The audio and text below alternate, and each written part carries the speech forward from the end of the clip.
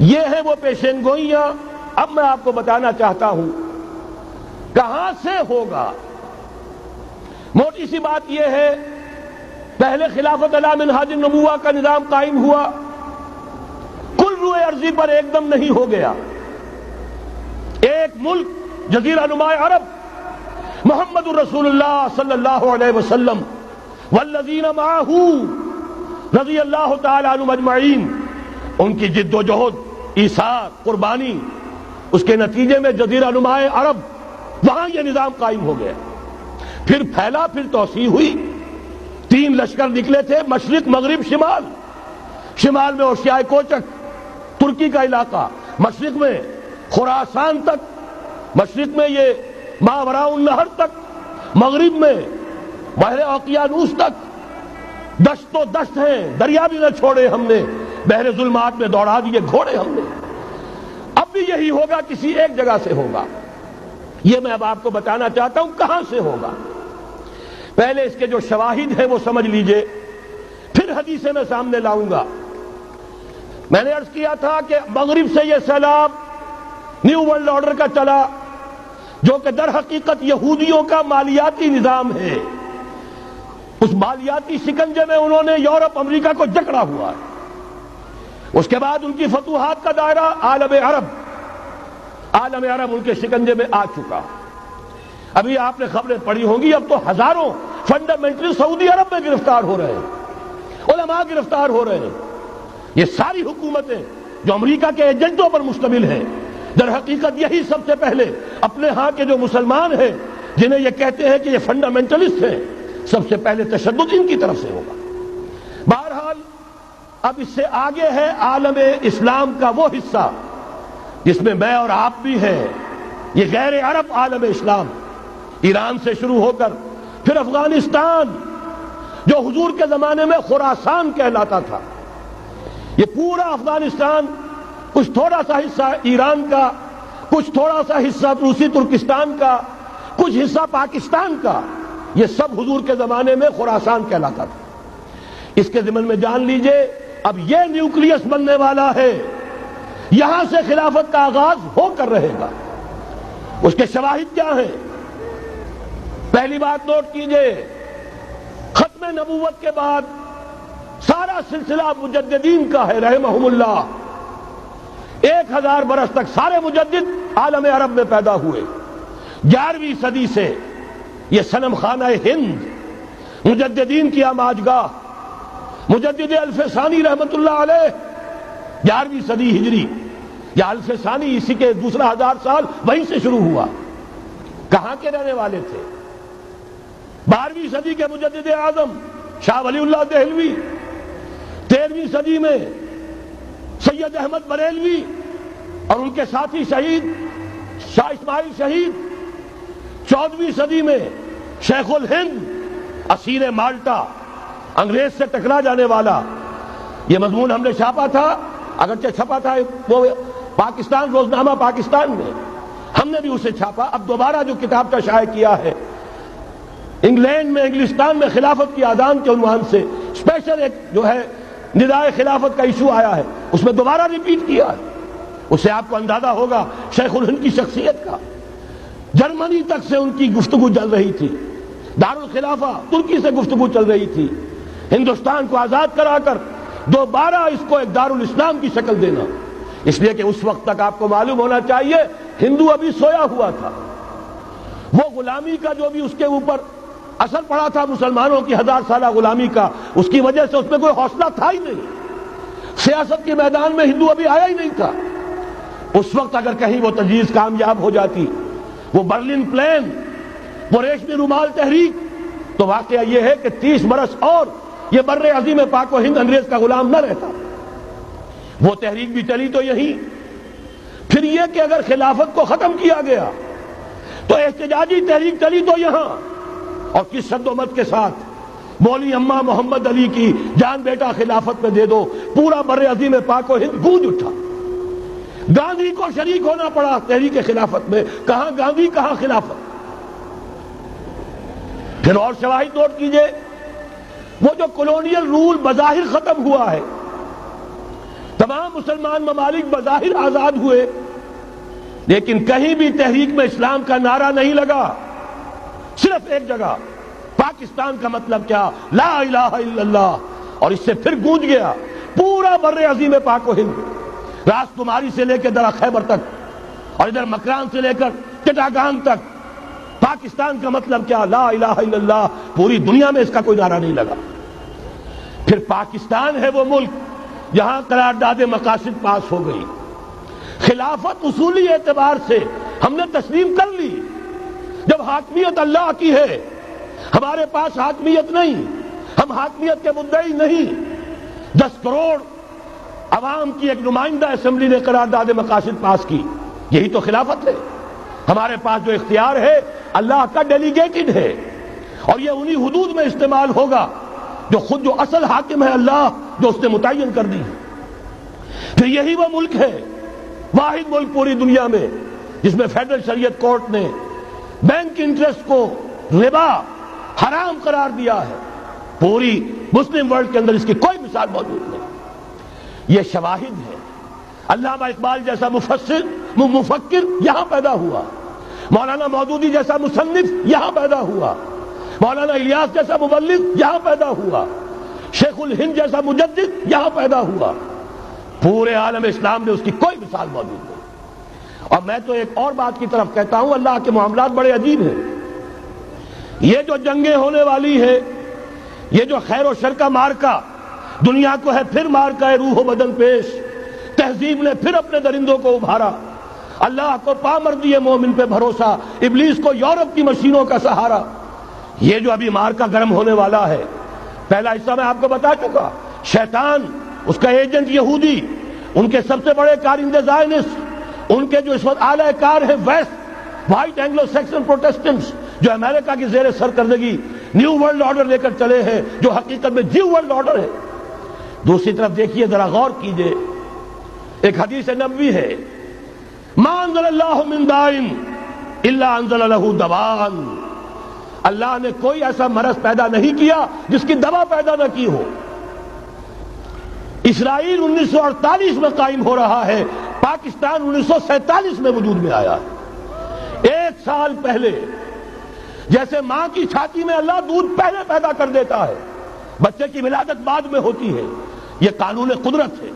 اسی طریقے سے توڑ اس کا در حقیقت اسرائیل کا توڑ ہے جو پاکستان کی شکل میں وجود میں آیا۔ یہ دوسری بات ہے کہ ہم بھٹک گئے، منزل کا سراغ بھول گئے، ہم آ کر دولت کے پھندوں میں، اور سب سے بڑھ کر یہ کہ جو متروکہ جائیداد کے لالچ، ہم اس میں پڑ گئے، بھول گئے یہ پاکستان کس لیے بنایا تھا، بھٹک گئے۔ بہرحال میں ان شواہد کی بنا پر یہ یقین رکھتا ہوں، پورا ٹرکش بیلٹ سلسلہ مجددیہ نقشبندیہ کے ساتھ، یہ پورا سلسلہ افغانستان سے چلیے، ترکستان سے چل کر ترکی تک، پورا یہ جو نان عرب ورلڈ ہے، نان عرب مسلم ورلڈ، وہ سلسلہ مجددیہ حضرت احمد سرہندی رحمت اللہ علیہ، گردن نہ جھکی جس کے جہانگیر کے آگے، جس کے نفس گرم سے ہے گرمی احرار، یہ انہی کا سلسلہ ہے جو پورے ٹرکش بیلٹ میں آپ کو نظر آئے گا۔ پھر شاہ ولی اللہ جیسا مفکر۔ بہرحال یہ تمام شواہد ہیں، اور میرے لیے تو سب سے بڑے شواہد جو ہے، اب وہ احادیث دیکھیے جو حضور نے بیان فرمائی۔ جب یہ مارکا گرم ہوگا، ایک حدیث ہے، حضور فرماتے ہیں، ابن ماجہ کی روایت ہے حضرت عبداللہ ابن حارث رضی اللہ تعالیٰ عنہ سے، یخرج ناس من المشرق یؤتون للمہدی یعنی سلطان ہی۔ جب اس عالم عرب میں، دیکھیے ایک بات میں عرض کر چکا ہوں، بڑی تلخ بات ہے، عالم عرب ہمارا بہتر حصہ ہے، افضل حصہ ہے، ان کو اللہ نے فضیلت ہم سے بہت زیادہ دی ہے۔ سب سے بڑی فضیلت کہ محمد خود صلی اللہ علیہ وسلم عرب تھے، یہ رتبہ بلند ملا جس کو مل گیا۔ پھر مستقل فضیلت، اللہ کا کلام ان کی زبان میں موجود ہے، مادری زبان ہے، لہذا اگر انہوں نے کوتاہی کی، انہوں نے پیٹھ دکھائی، بہت بڑے مجرم ہیں، اس میں کوئی شک نہیں۔ اور یہی وجہ ہے یہ سارے ملاحم وہی ہونے ہیں، ایسی ایسی بھاری جنگیں، حضور فرماتے ہیں اتنے لوگ ہلاک ہوں گے کہ پرندہ اڑتا چلا جائے گا، اترنے کی جگہ نہیں ملے گی، لاشیں ہی لاشیں ہوں، یہ شکل ہونے والی ہے۔ اور میں تو چونکہ ایک مضمون اور کتابچے کی شکل میں بھی شائع ہو چکا ہے، جس میں کہ حضور کی اس حدیث کے حوالے سے میری امت پر بھی وہ سب کچھ وارد ہوگا جو سابقہ امت پر ہوا، اسی کے حوالے سے عرض کر چکا ہوں۔ اگر اس صدی میں ہولوکاسٹ میں 60 لاکھ یہودی مارا گیا ہے، کوئی اسی کا دوبارہ چربا جو ہے امت مسلمہ پر بھی آنے والا ہے۔ لیکن اس کے بعد پھر ان کے لیے فوجیں جائیں گی مشرق سے، وہاں جو امام ہوں گے، جو بھی ان کو لیڈ کر رہے ہوں گے، حضرت مہدی۔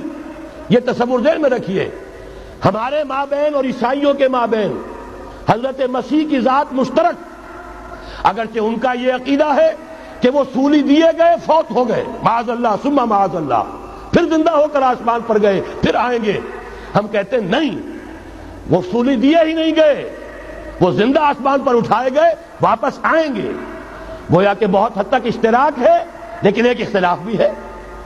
اسی طرح حضرت مہدی کے بارے میں شیعہ اور سنی تصورات میں اتفاق بھی ہے، اختلاف بھی ہے۔ یقیناً امت مسلمہ، امت عرب، مجھے تو اقبال کا وہ شعر یاد آتا ہے، خون اسرائیل آ جاتا ہے آخر جوش میں، توڑ دیتا ہے کوئی موسیٰ طلسم سامری۔ تو کیا خون اسماعیل جوش میں نہیں آئے گا؟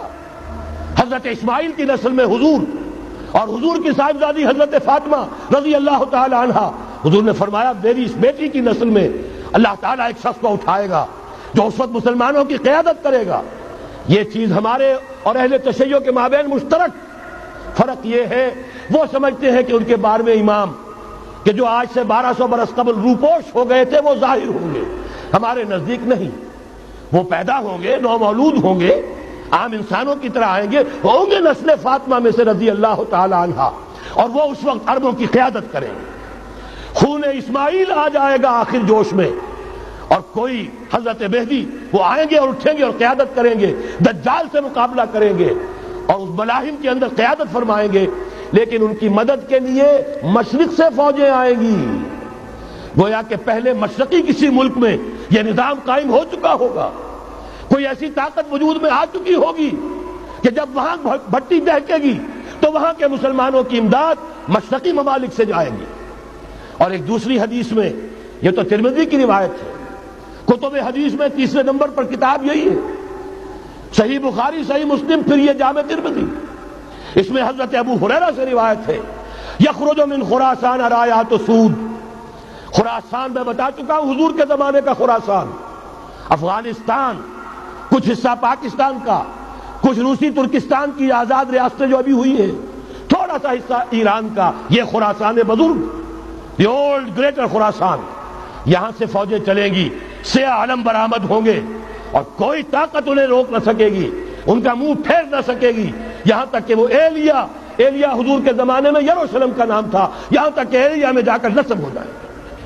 گویا کہ یہ جو ہمارے ہاتھ سے نکلا ہے قبضے سے، پہلے بھی عربوں کے ہاتھوں سے نکلا تھا بیت المقدس، یروشلم، عرب واپس نہیں لے سکے تھے، کرد خون صلاح الدین ایوبی اس نے واپس لیا، عربوں میں دم نہیں رہا تھا، عیاشیوں کی وجہ سے کھوکھلے ہو چکے تھے۔ میں تجھ کو بتاتا ہوں تقدیر امم کیا ہے، شمشیر و ثنا اول، طاؤس و رباب آخر۔ یہی وجہ ہے کہ تقریباً 20 صدی کے بعد ان کی حکومت ختم، آسمارا حق بود گر خون بارت بر زمین بر زوال ملک مستعصم امیر المومنین۔ یہ ہوا کہ نہیں ہوا؟ جبکہ آئے ہیں تاتاری ہورس، اور جنہوں نے کہ آخری خلیفہ بنو عباس اسے محل میں سے نکالا، ایک کھال کے اندر لپیٹ کر اور اپنے گھوڑوں کے سوؤں تلے کچل دیا۔ عرب معزول کر دیے گئے تھے، لیکن اب دوبارہ عربوں کو جب سہارا ملا ہے، لیکن اب بھی انہوں نے کہیں اسلام قائم نہیں کیا۔ کوئی روس کا غلام رہا، کوئی امریکہ کا غلام رہا، کسی نے اس کا ساتھ دیا، کسی نے اس کا ساتھ دیا۔ تہذیب ہے تو مغربی، تمدن ہے تو مغربی، وضع میں تم ہو نصارہ تو تمدن میں ہنود، یہ مسلمان ہیں جنہیں دیکھ کے شرمائے یہود۔ یہی معاملہ جب ان کا ہوا تو اب اللہ تعالیٰ کی طرف سے ان کے اوپر وہ عذاب کی بھٹی گرم ہونے والی ہے۔ لیکن اس کے بعد پھر یہاں سے جائیں گے وہ جو ان کی مدد کریں گے، اور یہ ایلیا کو واپس لینے والے یہ مشرق سے چلنے والے لشکر ہوں گے۔ یہ 2 حدیثیں ابھی سن لیجئے، اور تیسری حدیث یہ ہے، حضور نے فرمایا، یہ سنن نسائی کی روایت ہے، قال قال رسول اللہ صلی اللہ علیہ وسلم عصابتان من امتی احوزهم اللہ من النار احرزهم اللہ من النار، میری امت کے دو لشکر ایسے ہوں گے جنہیں اللہ نے آگ سے نجات دے دی ہے، پہلے ہی سے ڈکلیئرڈ ہے۔ عصابۃ تغزو الہند، ایک لشکر کے جو ہند پر حملہ آور ہوگا، وعصابۃ تکون مع عیسیٰ ابن مریم علیہ السلام، اور دوسرا لشکر وہ ہے جو حضرت عیسیٰ کے ساتھ جا کر اور ان کے ساتھ مل کر یہودیوں کے خلاف جنگ کرے گا۔ میں اس حدیث کا جو مطلب سمجھتا ہوں واللہ عالم، یہ اسی علاقے میں جب انقلاب آ جائے گا، یہ علاقہ خراسان اور پاکستان، جب یہاں نظام خلافت قائم ہوگا، یہاں سے اسلام کی توسیع ہوگی، اور یہاں سے جانب مشرق ہند اور جانب مغرب یہ جو یہودیوں کا سیلاب آ رہا ہے، ان دونوں کا مقابلہ کرنے کے لیے انشاءاللہ العزیز، ورنہ یہ عصابتان جو ہے ایک حدیث میں جمع کرنے کی کوئی اور حکمت ہو نہیں سکتی، ورنہ تو ہندوستان پہ کئی لشکر آئے ہیں، لیکن یہ کہ در حقیقت اسی وقت جب کہ عالم عرب میں وہ بھٹی دہکے گی، اسی وقت یہاں انقلاب آ چکا ہوگا، ایک طرف یہاں سے مدد کے لیے لشکر جائیں گے کہ جو مسلمان عرب جو ہیں ان کی مدد کریں گے، حضرت مہدی کے جھنڈے تلے لڑیں گے، حضرت مہدی کی حکومت کو مستحکم کریں گے، یؤطیعون للمہدی، دوسری طرف وہ ہندوستان کی طرف پیش قدمی کریں گے، اور یہیں سے جیسے اس وقت سیلاب نکلا تھا جزیرہ نما عرب سے، ایک داہنی طرف ایک بائیں طرف، ایران، افغانستان، ترکستان، ادھر مصر، لیبیا، الجزائر، مراکش، موریتانیہ، اسی طریقے سے انشاءاللہ اسی علاقے سے اس کا آغاز ہوگا اور بات آگے بڑھے گی۔